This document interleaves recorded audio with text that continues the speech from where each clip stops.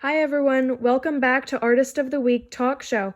I'm your host, Carly Hoke, and we have a special guest here tonight. Everyone give a warm welcome to op art artist, Bridget Riley. Hello, everyone. Hello, Carly. Hello, Bridget. How are you doing tonight? I am very well. How are you? I am also very well and excited to explore the life of you. So let's get started. Can you tell the audience a little bit about yourself? I am also very excited. Sure thing. I was born in Norwood, London. I studied first at Goldsmiths College of Art at the University of London from 1949 to 1952, and then at the Royal College of Art, also in London, where I graduated with a BA in 1955. Oh wow, how was being exposed to London art scene for the first time?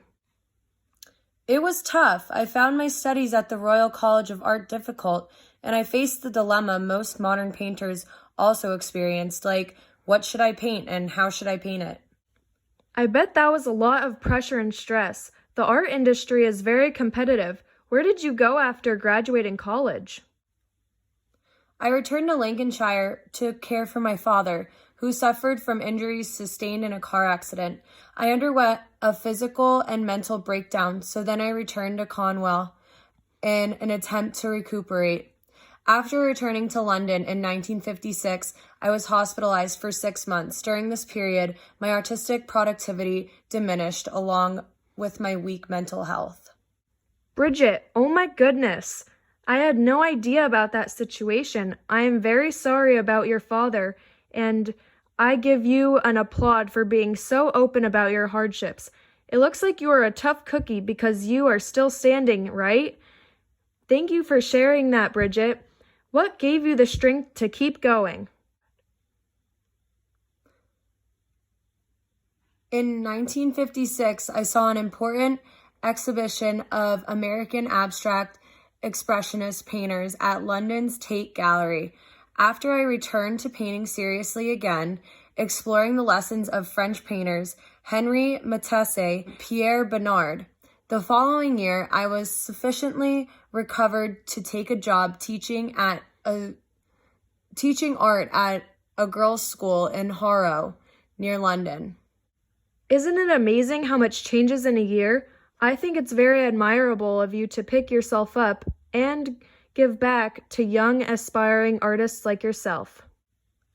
Thank you, Carly. Actually, 2 years later, in 1958, I left teaching to become a commercial illustrator. That year, I visited an exhibition on the developing process, and I became interested in ideas of Harry Thurbin, a teacher at the Leeds School of Art.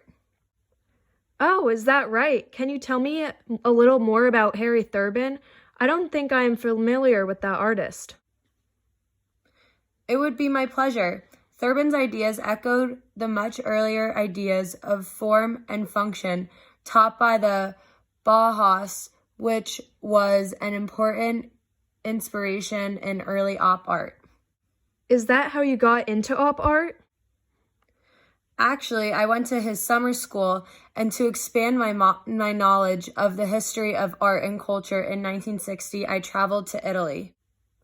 Oh wow, I remember reading that on your return to London, you synthesized your experiences into your first geometric patterned painting. Is that true? Yes, I continued to develop this new, bold, abstract style over the next year. In 1962, in a legendary bit of luck, I took shelter from a sudden rainstorm in Victor Musgrave's London Gallery. He offered me a show. And the critics loved her. Over the following decade, Bridget was included in many of the well-known survey shows that came to define the British paintings in the 1960s. This is her first painting she called Movement in Squares she created in 1961. You're making me blush. You really did your research. And who can forget when you made your first debut in the United States with a sold-out solo show at the Richard Fegan Gallery and with a prominent place in the Museum of Modern Art's influential exhibition of op art, the responsive eye.